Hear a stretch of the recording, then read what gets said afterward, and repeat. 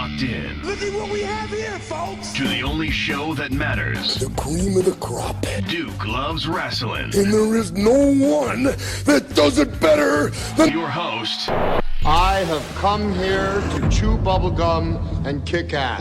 The Duke. And I'm all out of bubblegum.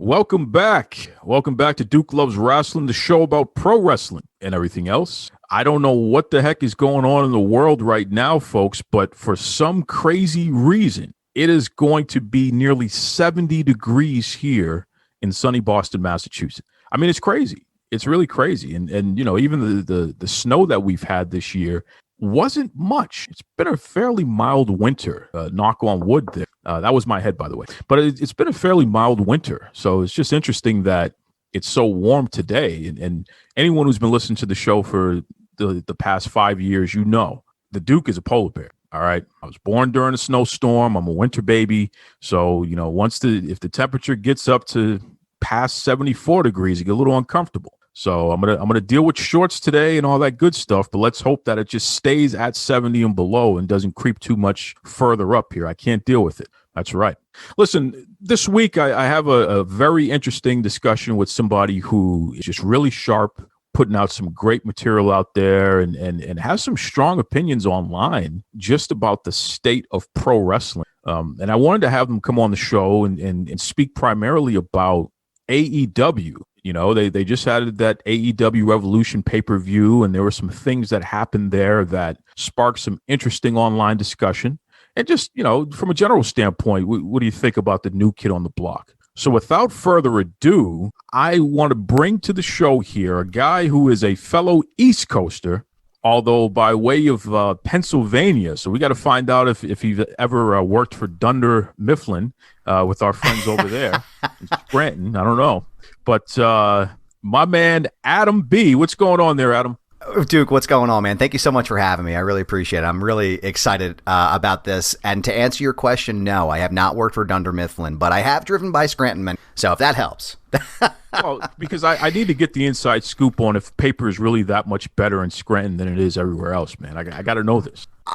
I mean, it is. It is. I feel like when you have an esteemed place like Dunder Mifflin, paper is just it just excels to the next level, and I feel like that is just sort of the baseline when you're in Scranton. You just know that paper, the feel, the texture, the way it writes. I mean, it's just all in all in its glory. You just kind of have to bask in it. So yeah, I believe it is. Well, we'll talk about this offline, but I'm thinking maybe if I slide you some lobsters and a little clam chowder, then you give me a hookup on some business cards or something, some of that absolutely fancy glossy paper or something. Of course. I will send you some of that, and I'll go back to Philadelphia as well, and I'll get you a Whiz-Wit, which you definitely need to know how to order that properly when you're in Philadelphia. So, well, you know something, Adam, I know that we're going to get into the AEW talk, but I'm a food guy, so we're going to talk about this first. Yeah. Okay. And I want to let you know that I'm going to be a little offensive here. So if you have to beat me up later, that's fine. It wouldn't be the first time I've got my ass kicked, so it probably won't be the last. I think, in fact, Thunder Rosa owes me an ass whooping too, so it's kind of you'll just have to get in line. That's fine. But that's fine. I've been to Philadelphia, and in fact, I was at the first Ring of Honor show. The Era of Honor Begins. I literally hopped into a van with a bunch of other New Englanders from all over New England, Maine and New Hampshire and Massachusetts, and we went to Philly. We got to meet a bunch of the wrestlers, and we were on the show. I'm actually on the DVD as well. Oh, that's awesome. But the part that kills me is that we stopped at, I think it's Geno's. Is it Geno's? Yeah, and that's your first problem right there. Yeah. We got a Philly cheesesteak. And listen, here in Massachusetts, here in Boston specifically, we have what are called steak and cheese subs, okay? Where you have your chopped steak, and you know, it's properly seasoned and all that good stuff, and it's on the roll, but the cheese is actually cheese, okay? It's actually cheese, and it's usually like a white American cheese or whatever the hell it is. I don't know. I don't ask questions. I just know that I grew up on it and I eat it, and it tastes good. But this Philly cheesesteak business, I'm just gonna be very clear with you right now, Adam, and you may not like me after this, but I think it's a terrible sandwich. I think that it's offensive that Philadelphia has built its reputation on this thing and tried to talk it up as being this great sandwich when it's not great. And I'm going to need your personal information after this, Adam, because I'm probably going to sue you over this. Okay? So I just want to put that out there so we're clear. All right?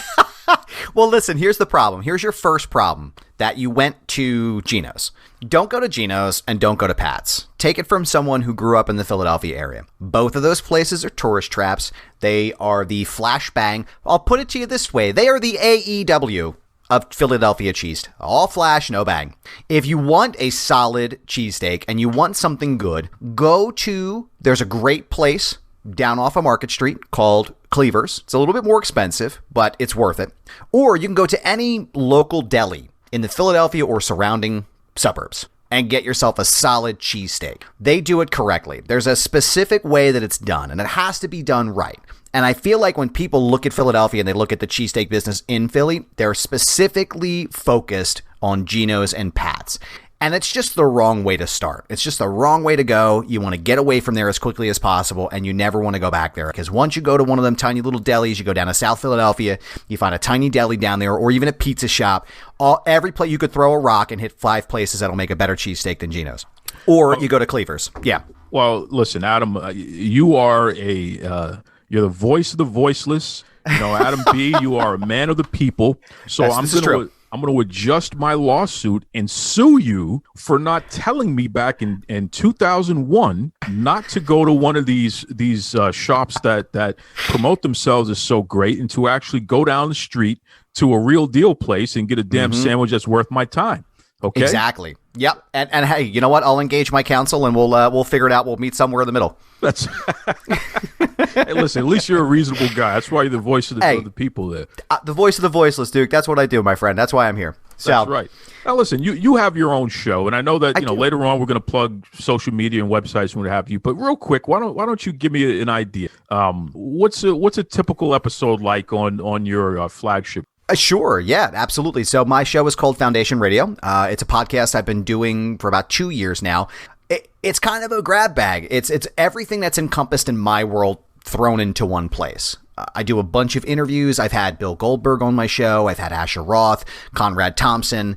I love the idea of exploring someone's story or someone's anything, a piece of their life, a new project. I love the idea of exploring it and getting granular. So I had a really great success in talking to people. And then a bunch of my buddies come and join me on the show, and we play Dungeons and Dragons, or we do something called the Beer Summit, where we drink a bunch of crappy beers at 9:30 in the morning on a Saturday, and we air it. It's kind of a mixed bag of everything, but I feel like it's the best representation of what goes on in my life and goes on in my head. So if you like Dungeons and Dragons, or you like interviews with Bill Goldberg, or just conversations in general, you know where to stop by.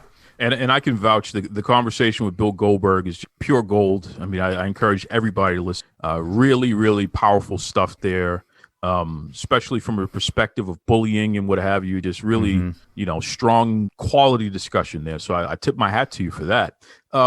Adam, have you ever met Conrad Thompson? I have, actually. Yes, I actually was the photographer. So I'm a photographer as well. I'm sort of a jack of all trades.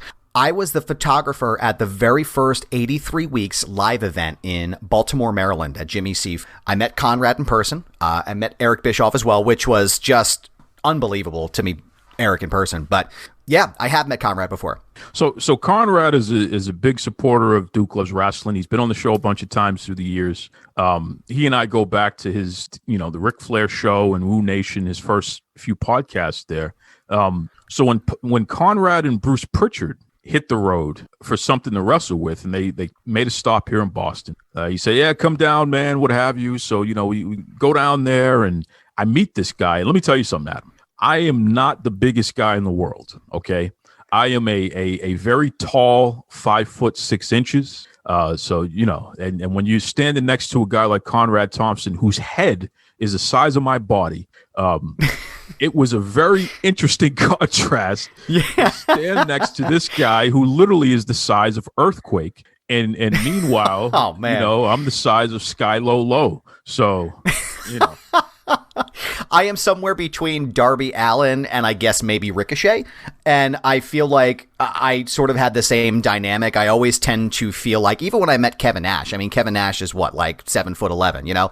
It felt a lot like Laurel and Hardy in a lot of ways, except there wasn't a heavy guy. It was just this really tall person next to me. What I dig so much about Conrad and his programs as well, I feel like he's passionate like we are. And he was able to translate that and take it to the next level. And most times I spend my time trying to emulate his ability to get into that granular detail and really dig deep into people's stories. And I think he's a wonderful guy. And I was very, very lucky to have him on my show. We got to talk a lot about, I rapid fire questioned him at the very end. I gave him a little bit of that Bruce Pritchard treatment, but I felt very lucky. And then also just to be in the presence of someone like Eric Bischoff and that wrestling mind, I was just blown away. But I would, if you ever get a chance to check that episode out too, just let me know what you think. But I'll definitely put that on my list because I know, Thompson is the kind of guy that he will bring up something on during an interview that you haven't heard him say anywhere else. Yes. So he likes to drop little exclusives there, which is pretty cool. Yes. And by the way, Conrad, you and I still got beef over the fact that you married into the Flair family. Oh, man. I'm still waiting to be adopted in.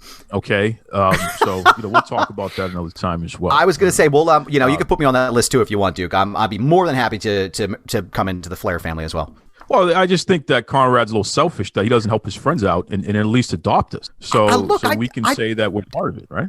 I took the pictures for 83 weeks. It's the least he can do. That's, I feel like that's a fair trade. Yeah. He owes you that much. There's no two ways about it. He owes you that much. Agreed. My goodness. I agree. Well, here's what we'll do, Duke. When we engage our counsel together, I'll engage my counsel on that subsection, and we'll just have it taken care of all at one shot. That's it. Get it all done. So listen, this AEW Revolution business, and I'm not going to go over the whole pay-per-view because it just there was a lot of muck in there. I mean, these guys couldn't even get their feed together at one point, which is not a surprise. Yeah.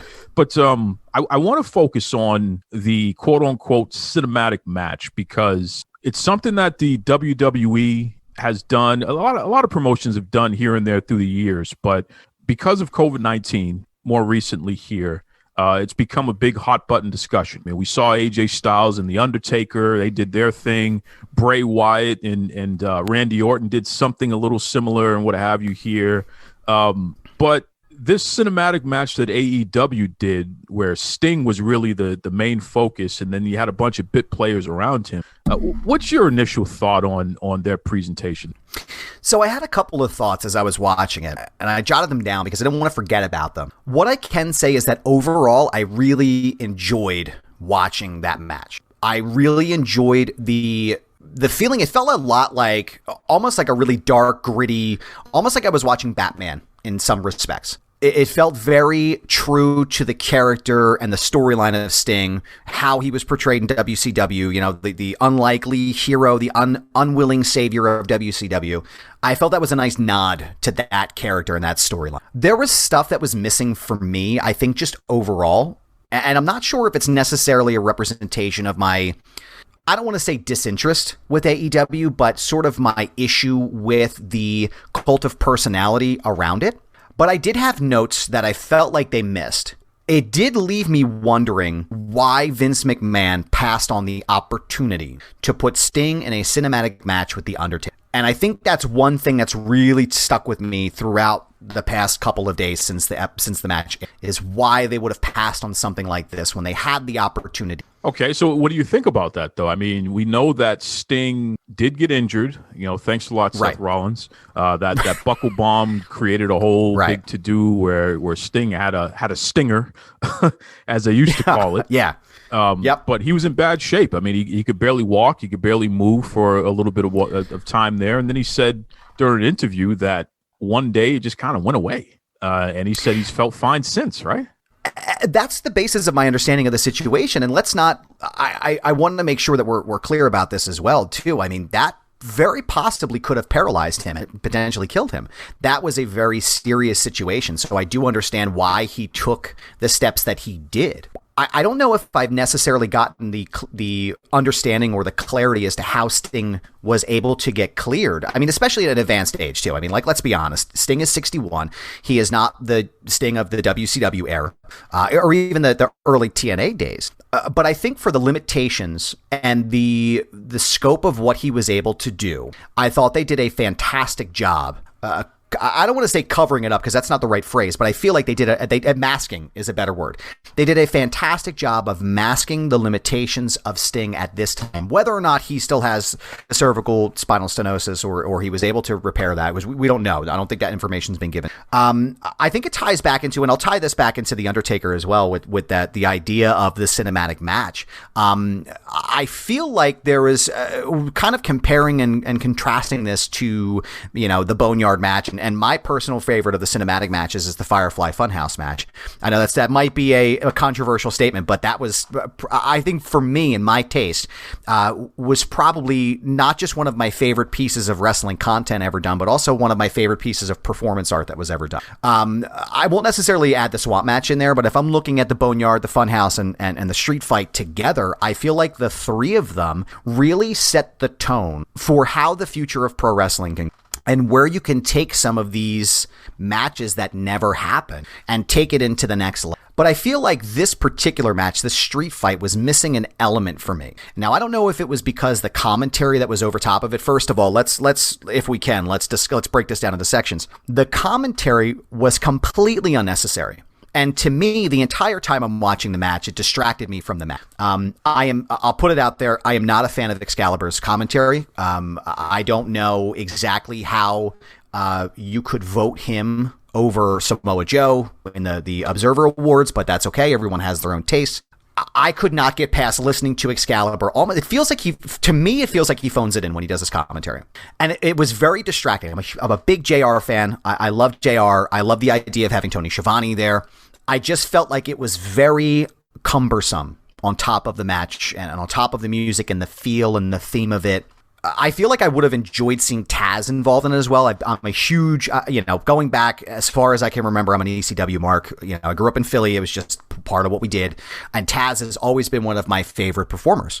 I felt like I really missed that element of Taz inside of this match because it's Team Taz, right? So you want to see Taz in this. I want to see that gritty FTW Taz from the old school. Just come in and just start going crazy with Sting. I mean, that to me it would have been amazing. But I feel like there was a missing narrative to me. The way they sort of recapped the idea of the Street Fight, the way they recapped it, it kind of felt smushed and rushed together.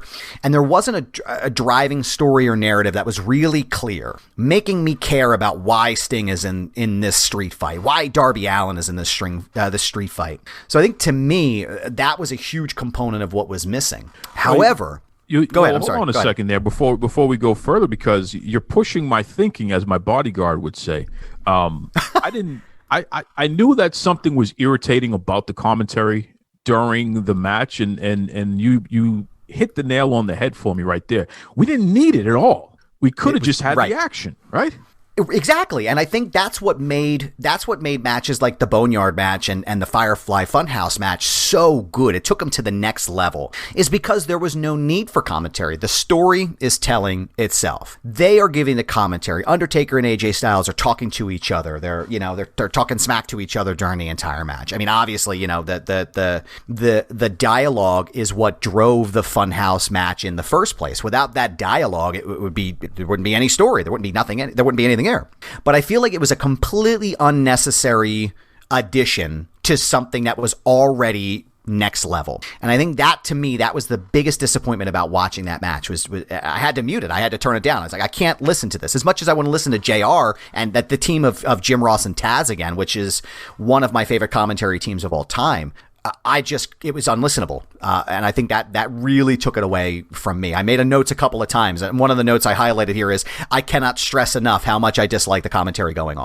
So yeah, I think that was something that really disappointed. But there was a lot to really like about this as well. The way that the camera angles and the way, I mean, Darby Allin was really, really fun to watch in this match. He seems like a real asset to the company. And also he could be the person that potentially carries that really dark Sting style banner into into the new era of wrestling. And I really enjoyed watching him. Brian Cage looks like a monster. He looks fantastic. Ricky Starks was great too. So all of the performers inside of the match, I thought really shined in this particular match. There was a couple times I really popped hard, that the callbacks with the Sting when Darby Allin throws Sting the bat, and you realize you're like, oh my God, it's coming, it's here. And it really took it old school. I really enjoyed that. So there was definitely a lot to really like about this match. You're saying some interesting things here, which is allowing me to understand more clearly how I felt about the match. Because my initial reaction to it was, I don't like it, but I don't necessarily dislike it. It's just kind of, okay. But there are reasons why. So number one, I think when you have a guy like Ricky Starks with his ability on the mic and his wrestling ability, I don't want to ever see Ricky Starks in another cinematic match again. Okay. So that's number one. We got to get him out of that situation. Ricky Starks should be actually wrestling and driving storylines with the microphone on his own or leading a faction or what have you. So we got to have that.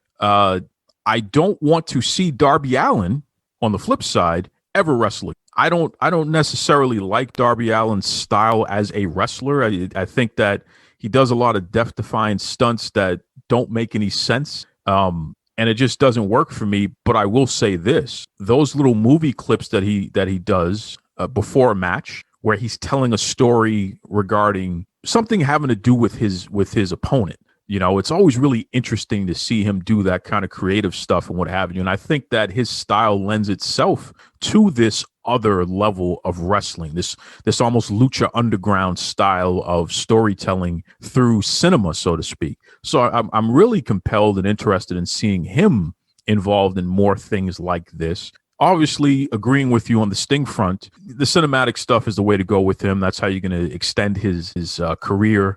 And plus, nobody wants to see him wrestle and possibly get hurt again. That wouldn't make any sense. And then you have a guy like Brian Cage, which I just feel like AEW doesn't know what to do with him. I mean, the guy looks like $1 million. The guy clearly should just be out there destroying people. And you have him in every situation doing something other than what you should be doing with him, which is just make him be a monster. Just have him beat the hell out of people and be involved in these really long-term storyline driven segments here that culminate in just fighting, just what he does best. So it's very screwy the way that they use him. So because of those individual elements, I guess that's what took me out of this situation. Although overall, I do feel like it was a decent effort, sans the commentary, but just to hammer the point home one last time, though, a guy like Ricky Starks has no business being involved in it. It just doesn't make any sense. Ricky Starks should have been competing for one of the championships on the pay-per-view, and he should have had a couple of minutes on the mic leading up to it and what have you, selling it. So, 6 in one, half a dozen in the other. I don't know if you agree or disagree on that front there. I do. Yeah, I do. I really, I'm in full agreement with everything you're saying. I feel like Darby Allin, maybe that's the reason why I enjoyed Darby Allin so much in this match, is because this seems like the perfect spot for him. The promos and everything that led up to it, he is unbelievable in that realm. Perhaps I need a little bit more information or context to watch him in the ring. I haven't always been impressed with his work in ring, but I felt like this was really, really fun to watch. And I felt like this, if they are going to utilize him in this way, I mean, he could really take it to the next level. I agree with Brian Cage, and I think maybe that's part of my big criticism with AEW overall, is that they don't really know how to utilize the talent that they have. Somebody like Brian Cage, somebody like Miro is another great example. It seems as though they don't know what to do with Miro. They don't know what to do with someone like Brian Cage. I don't think they always know what to do with somebody like Jon Moxley. I feel like there's a huge learning curve with AEW that comes with being the new kid on the block and comes with this brand new startup organization. For everything good that they do, I feel like you get a situation where, sometimes it feels like there's more missed spots than there are that are connected. You get a situation like the end of the barbed wire death match, which was just abysmal. Whether or not you agree that Kenny Omega is the greatest in the world, and whether or not you agree that match overall was solid, it's really difficult to look at that match and not think about the ending, that super botched ending with the way you've built this up and built this match. And it's just, it fell flat on its face. And I think that's one of the reasons I feel like a lot of times I feel sort of disconnected from the idea of getting into AEW. It feels a lot like it's the boys and you need to be involved in this because otherwise you're on the outside. And it doesn't feel to me, and again, for my taste and my personal preferences, it doesn't feel like AEW makes me feel like I want to be included in. It doesn't make me feel like I want to be a part of this and watch this. And I don't really know why. I can't really pinpoint the reason as to why I don't feel connected or why I don't feel like I'm a part of this sort of like this club. But I feel like there's a lot of things that are left to be desired about this. And that's not to say that WWE does it any better. I mean, there are a lot of things that are left to be desired about WWE, but WWE has been in this long enough and they've been doing this for a long time where they continue to be profitable and they continue to churn out really great things. Roman Reigns is one of the greatest things in professional wrestling right now. I mean, him and Paul Heyman, that teaming, my God, I could watch that all day long. But I really feel like there's an element missing all the way through everything with AEW. There's just something that's missing from me. I hope that they find it. But I just really feel like there's just a piece that's missing for me over. Well, and I have an idea based on what I like out of modern pro wrestling, right? And I think that because you and I agree on so many different things from a philosophical standpoint in life in general, Adam, I think you and I, we're probably on the same page on this front here. You have a situation where people like you and I are very serious about our morals in life. It's not a fad. It's not a gimmick. When we say we're serious about diversity and inclusion, when we say we're serious about speaking up on behalf of the less fortunate and others, you know what I mean? Because of our life experiences, because of our family dynamics here, we have a certain sensibility about standing up for the rights of people who may not be in positions where they can stand up for themselves. And I think that once you're in that space, it trickles down and it kind of changes your outlook on life in general, where you want to see more of a mixed bag of things and you want to see more parity in a lot of instances. And the issue with AEW is that, like you said, it's the boys who are essentially popping each other and who are booking their friends and hiring their friends. And then the challenge becomes, well, who do we push and how do we push them? Because if we push Miro too hard, this big hulking, fantastic guy who is from a whole other part of the world and who has all other types of experiences that he can bring to the table and who's been a television star for the past 5, 6, 7 years. If we push this guy too hard, then that's going to take away from our friend. Meanwhile, our friend is not even on his level. So it's like, well, what the hell did you bring Miro in for if you're just going to have him playing patty cake with Kip Sabian? It doesn't even make any sense. I don't even know who Kip Sabian is, and I don't care to know who Kip Sabian is. So you look at that. You look at the way that they book the women's division, where they act as if they can't feature more than one women's match per week on Dynamite. If they do, it's like the world is going to end. You know what I mean? And I know that the upcoming week, I guess they're finally going to do it. But it's very bizarre because, once again, people of color, women, LGBTQ plus, the whole notion of booking people within these groups strong and featuring them as the superstars that they are and putting them in positions where legitimately they're the ones with the action figures. They're the ones who get the web shows. They're the ones who are being interviewed on your local news and on worldwide news and what have you. They're the ones who are on continuous loop on TMZ and ESPN, not Cody Rhodes, right? It's because we're looking for more of that. I think that's where the disconnect is with AEW, because they go out of their way not to deliver that, even though they said that they were going to lead with that.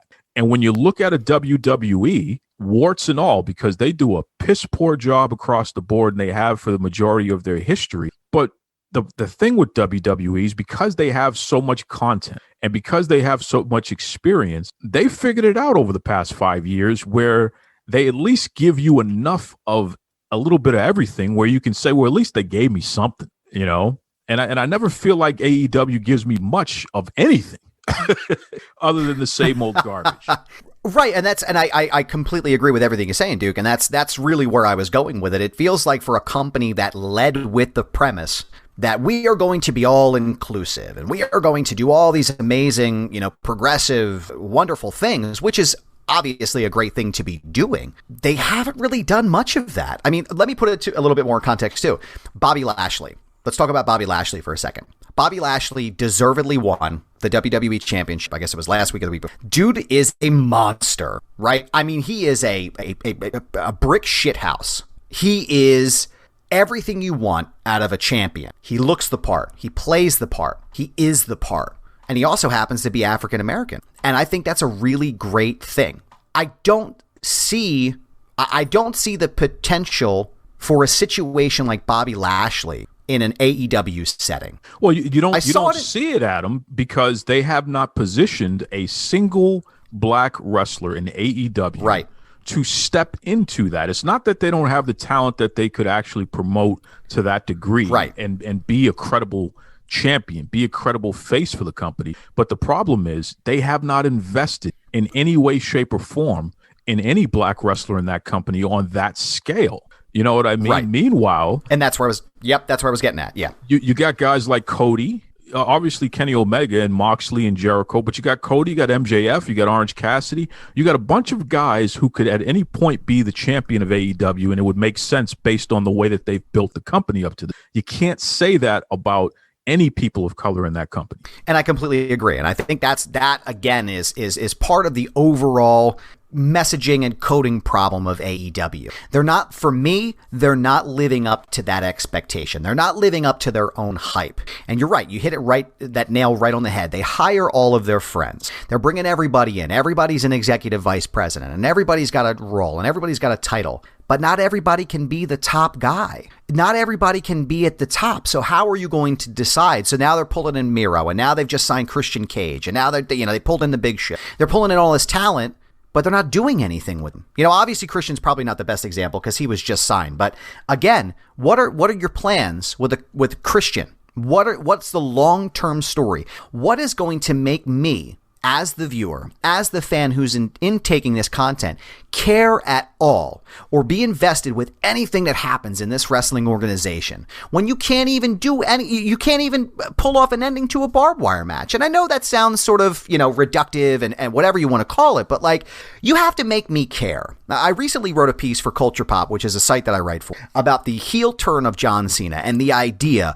of how this could be the time and this could be the moment where everything changes in pro wrestling if you turn John Cena heel. And I feel like it's the last opportunity that you have to do something like this with a top tier star in the vein of a Hulk Hogan or in the vein of The Rock or Stone Cold Steve Austin. John Cena is the last scion, and you turn him heel. You build off of the Funhouse match.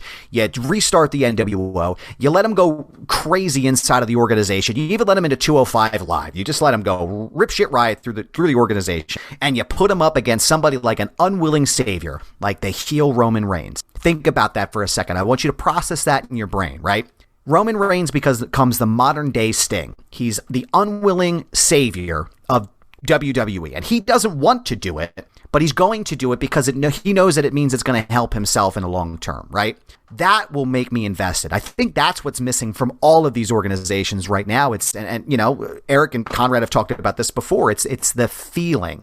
It's the emotion. You're not investing me in any of these storylines. I couldn't care less about a Kip Sabian because you haven't made me care about him. Why should I care about a barbed wire exploding ring death match between Jon Moxley and Kenny Omega when you've never given me any reason to care about a Jon Moxley or a Kenny Omega? Conversely, for all the issues that I have with the WWE, they really, really crushed that Bobby Lashley, Drew McIntyre, Miz storyline. When you watch that match and you watch the Miz, the way that I think Miz is kind of criminally underrated in the way he presents things, whether or not you like his in-ring wrestling style. I felt like he really sold this particular idea. Bobby Lashley is a monster. He hires him and he attacks him he attacks Drew McIntyre after the Elimination Chamber, and Lashley goes crazy, and Miz comes in and he is the modern day opportunist, the modern day ultimate opportunist. And then Payback comes, and you watch it and you can feel him selling, and you could just feel it when Bobby Lashley just destroys him with the Hurt Locks. You could feel that. That made me invested in Bobby Lashley. That made me want to keep watching Bobby Lashley and what he's going to do next. Regardless of whoever it is that Bobby Lashley's going to fight at WrestleMania 37, I want to keep watching him, and I want to keep continuing to know what's going to be next for him. It's the first time I've cared in quite some time. I don't give a crap about anything that's going on with Kenny Omega because you're not making me give a crap about it. But I really do believe that as well. They're not utilizing the talent. The women's division in the WWE has come so far and has come leaps and bounds over any other organization, even excluding, Tessa Blanchard as the TNA champion. I feel like the women's division in the WWE is second to none. For an organization like AEW, who's got an expansive amount of women wrestling, they don't do anything with it. It's just there. It feels like it's just put there. You know what I'm saying? Like, I think you mentioned it a little bit. You touched on it a little bit. It feels like it's just there as sort of a something to give to us. Like, oh, yes, here's our women's match, but here's everything else. Here's Chris Jericho in the same match we've seen 5 times. It's just, there's nothing there. There's no payoff. There's no delivery on that promise. And I feel like there are. I feel like there are opportunities for AEW to build, stars of different colors and different, orientations and anything else. The opportunity is there, but they keep fumbling the ball, and you don't get points for fumbling the ball in the end zone. Adam, you are just a guy that is so sharp, and you got your finger on the pulse, and I'm telling you, man, I really appreciate your sensibility that you bring to the table on whatever you're talking about. Why don't you let everybody listening know what's the best way that they can follow you online and get your content and what have you? Because truly, I'm telling the world right now, this is a person that I follow personally and that I appreciate, and I want you to check him out as well. So why don't you let everybody know, Adam?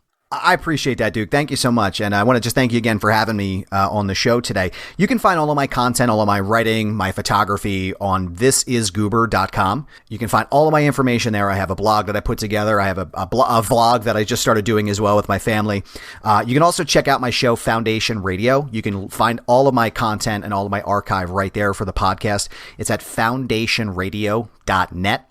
You can follow me on Twitter. You can follow me on Instagram. It's the same handle there. It's at thisisgoober, and all of my stuff will be right there for. And Duke, I really appreciate it. One thing I did want to mention before we go, though, however, is I feel like the missed opportunity of Sting and The Undertaker in this cinematic universe for me. Well, first, let me ask you. Let me turn the tables a little bit. What are your feelings on the missed opportunity of Sting and Undertaker after now watching the fight? I feel about that match the same way I feel about the missed opportunity of Hulk Hogan and Stone Cold Steve Austin. I feel like there's a reason why it didn't happen. And when I think about Undertaker and Sting today, or even, 3 years ago, 4 years ago, not really much of a difference there. Even in a cinematic match, I don't know if either one of those guys from a physical standpoint would be able to do enough for it to come out the way that we would hope it would come out. And that sounds kind of crazy, but I just feel like the WWE has too much going on to miss out on that opportunity. So there must have been a damn good reason not to do. I mean, Jesus Christ, Goldberg and Undertaker, that match, you saw what happened there. They damn near killed each other. You know what I mean? Yeah. So when you put that into that kind of context, and I think Hogan and Austin, going back even further in time, it was kind of a similar situation. Physically, I don't think either one of those guys could have pulled it off with each other. You really need a workhorse to kind of do the selling, do the bumping, and kind of lead in that regard. Even in the cinematic match, I mean, Darby Allin busted his ass in that, and Ricky Starks, he certainly did as well. You really need somebody to be the punching bag. AJ Styles did it for The Undertaker. Who the hell would have been the punching bag between The Undertaker and Sting? So that's my only caveat. I would love to see it in their prime, but I think today, I just don't think that they could hold up their end of the bargain from a physical standpoint. And I've sort of reflected on it as well, and thinking about the way you're also helping me allow to look at this in a different context and a view as well. I think overall, had this have happened in 2003, 2004, I think it would have exceeded expectations. I think for a multitude of reasons, whatever Sting's reasons are, and whether they're good or bad, or Vince McMahon's are good or bad, it is what it is. History is done, and that book is written. I do agree, though. I do agree that there would not be someone that would be able to take the hits the way that AJ Styles or that Darby Allin did in those matches. I think there would be a definite, I feel like if the Sting and Undertaker match would have happened, I feel like you would have needed that Bray Wyatt element. I feel like you could have really taken a Sting story and made it just fantastic and used the Undertaker as a prop inside of that match. And I feel like if they would have utilized, maybe kind of mashed those two worlds together with the Boneyard and the Funhouse, take those pieces and smash them together and make it so it's a very psychological match without so much physicality to sort of hide the limitations of both of the performers. But I've always been in the camp where, as much as I would love to see Sting and Undertaker face off, I've always been in that camp where I feel like that match is a lot like Manny Pacquiao and Floyd Mayweather. No matter what those guys would have done, whether or not it was in their prime or whether or not it was afterwards, shortly after either one of theirs prime, like Pacquiao Mayweather,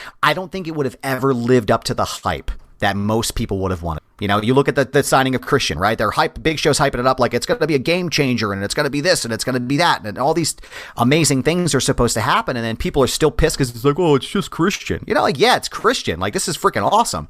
But at the end of the day, that match would have never lived up to the hype unless it was a 5-star match and they would have built it to that point. I don't see how it could have ever built on the legend and how it could have ever delivered on that legend. And I think maybe Undertaker's right. There is that reality where it's better left theater of the mind. So I am disappointed, though, after watching that street fight. I feel like something could have been done perhaps psychologically rather than physically, but we'll never know now. And I feel like that's unfortunate. And it will always be one of those things that will just always be spoken about, like a what if, like a lot like Hogan and Austin. That's another strong take there, Adam. Listen, before I let you go, you got to let me know, man, because I know that you're doing this whole writing thing too, in addition to your podcasting. What's the website there where folks can read some of the stuff that you're writing? Absolutely, yeah. So it's culturepop.com, and it's culture with a K, not a C. Culturepop.com. You can read my musings and my theory on how the heel turn of John Cena would be fantastic and would be the shot in the arm of wrestling that is absolutely needed right now. I also just did a piece about Bobby Lashley and some competitors that he could face at WrestleMania. And I also do have a piece coming out about Sting and The Undertaker with the cinematic matches, so it all kind of ties together here. But I'm really excited to be joining with them. I just started with them over the past month, and I'm very excited to be their pro wrestling staff writer. So you can check that all out. Again, it's culture with a K.com. Well, hopefully, Adam, you find a way to work in the information about where to get a proper Philly cheesesteak in some of your writings. Hey, look, Duke, I will absolutely do that for you. That's my pleasure. And what I'll do is when I get back to South Philly, I'll make sure I write down a bunch of the places. Josie's is a great place to stop down there in South Philly. You want to check them out. They're fantastic. But yeah, I'll definitely make sure I get that in. Obviously, we'll work that out with the attorneys as well. It's always refreshing to speak to somebody that can share, good information and it's well thought out. And Adam certainly is one of those people. Got a lot of respect for that guy. And he's right. He's right about AEW. I think that they could turn this ship around in a positive direction, but they got to want to do it, and it's something else because a lot of folks like to say, oh, Duke, you're an AEW hater and WWE stan and all this other nonsense here. And I get it. I can play up to that at times and kind of laugh about it and what have you. But at the end of the day, I want AEW to be successful and I want them to continue to thrive so that there can continue to be more options and jobs for people in the wrestling industry, especially the wrestlers themselves. I don't want them to fail. Of course not. But I think it's important for them to actually deliver on what they said that they would, right? And I do feel that it's important that when it comes to showing the ultimate amount of respect for women and people of color, the same respect that you show the white males that you have in that company, I think that's important. And the best way to show respect is two ways. Number one, equality in terms of how they're being featured. And number two, equality in terms of pay. And you could not tell me with a straight face that somebody like Sean Dean can command the same kind of money as somebody like, I don't know, Orange Cassidy or even Marco Stunt. You couldn't tell me that with a straight face and be taken seriously because we just know that's not true. It's just not true. Lee Johnson, you think Lee Johnson is making as much money as Wardlow? Come on, right? There are people in that company. Look at all those guys in the Dark Order. There are people in that company that have been set up to succeed, And wherever they are in the pecking order, wherever they are when the rubber meets the road, the bottom line, they're doing far better than those who are set up to be featured as much less than, not just less than, but much less. And the women are no different. I mean, we know that there's no way Sheeta is making as much money as Kenny Omega. And I mean, Omega is an executive, but she wasn't making as much money as Jericho or Moxley either. Come on. I don't think any woman not named Brandy Rhodes is. I don't even think she is either. And I challenge AEW to say otherwise. Now, come on. Is Asuka making as much money as Roman Reigns? Probably not. But she's probably a lot closer to it than Sheeta is to Kenny Omega or Chris Jericho or John Moxley. Come on. I mean, it's something to talk about. And I think that there's something to really dig into in terms of who is the Bobby Lashley of AEW. The closest thing that you have to somebody who could break through like Bobby Lashley has is Scorpio Sky, who's Brandy Rhodes' cousin. Scorpio Sky just won at the pay-per-view. He won that Face of the Revolution match, grab the brass ring and all that good stuff there, right? Remember that match there? And what happened? He got a title shot against Darby Allin for the TNT championship, and he promptly lost. Another black man lost in AEW. What a surprise, right? This guy, Sean Dean, I think he has a record that's like 0-33 or something like that. Give me a break. Lee Johnson's record in AEW is, I think he has 4 wins and 32 losses. And he's part of the quote-unquote nightmare family with Cody Rhodes and all those, which I think is breaking up, by the way. There's no equity there. The company is a couple years old, and they're just now having women in the main event on Dynamite. Next week, Thunder Rosa and Britt Baker are going to main event, and it's an unsanctioned match, by the way. Come on. And there may be another women's match on that card, too, which would be one of the first times AEW, might be the first time, on AEW Dynamite, there's been more than one women's match on the same card. We just want better. We just want more. We just want something that reflects where we are in society today, because that's what pro wrestling was always supposed to be. And AEW had marketed itself as being that. You're going to be the alternative by being that. Instead, you're the alternative because you're the only major North American promotion that does not deliver that. So, again, thank you, Adam. Great dude. Real great dude there. And, you know, we touched upon WWE a little bit, but I'll say this. They just announced that NXT is going to have 2 nights, WrestleMania week, Wednesday and Thursday, where that'll be their quote-unquote pay-per-view. Night 1 on Wednesday will air on the USA Network, and night 2 on Thursday is going to air on Peacock, NBC Peacock Network, online there. And you can bet that women are going to main event one of those nights. You can bet on that. I don't think there's any question about that. Ito Shirai is probably going to be in the main event one of those nights. And then Finn Balor is going to be in the main event the other night. Just like WrestleMania, Sasha Banks and Bianca Belair are going to main event one of the nights. WrestleMania this year is 2 nights. So we're pushing the envelope, baby. I mean, the overwhelming majority of the tag team of the champions in WWE right now are people of color. Think about that. In AEW, there's only one person of color who's a champion, and that's Sheeta. Think about that. So I don't know. But I am excited about the fact that WrestleMania week is coming. You know, can't wait for that. WWE did announce in conjunction with Peacock, they gave out more information on what's going to happen with the WWE network and how to gain access to it going forward. So the way that it's going to go down on March 18th, Peacock will officially have the WWE network, and a good portion of the stuff that we're used to seeing is going to be on Peacock network, which is owned by NBC. By SummerSlam, all of the WWE network will be migrated over. So everything that we see now should be on Peacock network by SummerSlam. But in the meantime, you know, portions of it, because it's a lot of data to switch over, portions of the network will be there.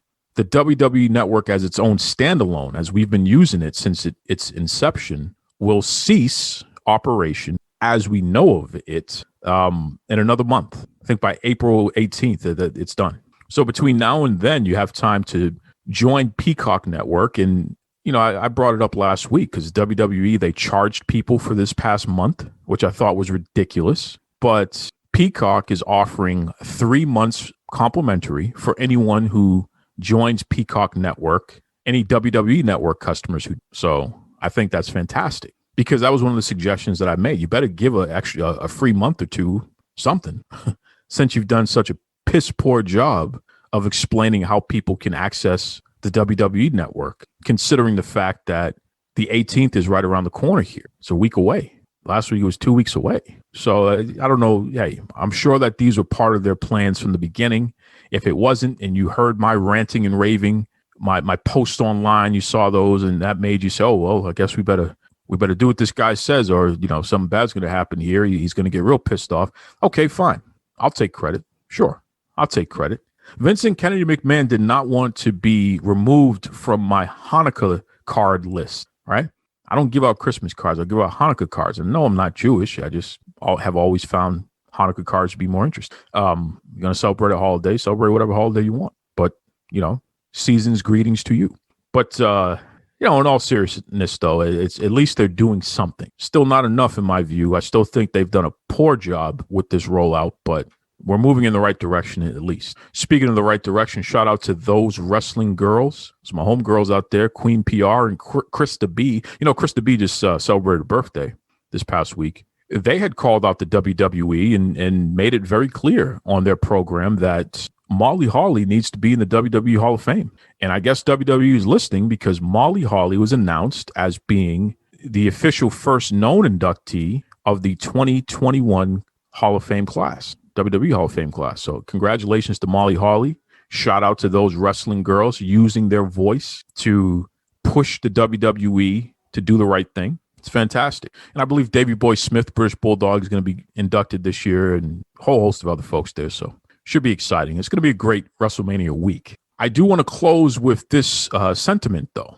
As we have the vaccine rollouts happening, and, latest CDC guidelines is that if you have been vaccinated, COVID-19 vaccinated, you can congregate with small groups of people who are vaccinated as well, or people who are low risk for contracting COVID-19. As long as people don't have symptoms, you can congregate with them without a mask. But the recommendation is not to go to these these large events and whatever. And when you're out in a general standpoint, still wear your mask. Let me just say this. There's going to be an opportunity for people to be at WrestleMania Live and be part of the festivities for the week.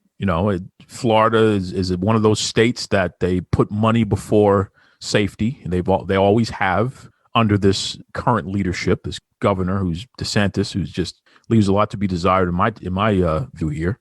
Let me just say this. Be safe out there, please. Get vaccinated, wear your mask, wash your hands. I'm not going to be at WrestleMania week. I'm going to stay home. The beer is cheaper.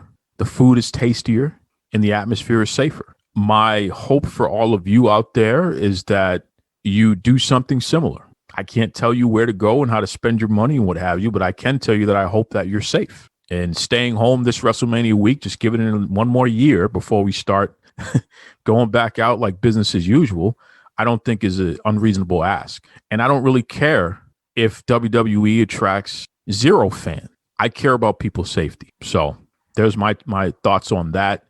Chris Jericho, he put out there this week that Vince McMahon hates the word Rasslin. Vince hates wrestling. He doesn't like it. It's negative to him, wrestling. And he was saying that on another program that has wrestling in its name. But I think, this Duke Loves Wrestling has been around longer than them. And I know Jericho and I, we sparred a little bit online. So I wouldn't be surprised if some of that was being tossed over here as well. And some folks have suggested that. So Vince, you can hate wrestling even more, because I'm definitely encouraging my fellow fans to sit this one out and watch WrestleMania at home or in more safer confines, as opposed to being anywhere near the live festivities. So if Vince McMahon truly hates wrestling, if Jericho, you thought that was going to hurt my feelings, all it did was amuse me. But Vincent Kennedy McMahon, my good friend, I'm encouraging everybody to sit this one out this year in the interest of safety, as opposed to the interest of your fat pocket. It's selfish, it's unreasonable, and it's unsafe. So I guess you'll continue to hate wrestling because those of us who love wrestling, like the Duke, would rather everybody be. There it is. Okay. Till next week, be kind to yourselves, be kind to others. People ask me, do you think Tony Schiavone gets in trouble for closing out your show every week? And I just remind him, Tony Schiavone's a good man. He's a friend. And, he agreed to be the voice of Duke Loves Rasslin to close it out, and that's what he is. So, without further ado, take it away, Tony Schiavone. Mr. Tony Schiavone, and we're desperately out of time on Duke Loves Wrestling.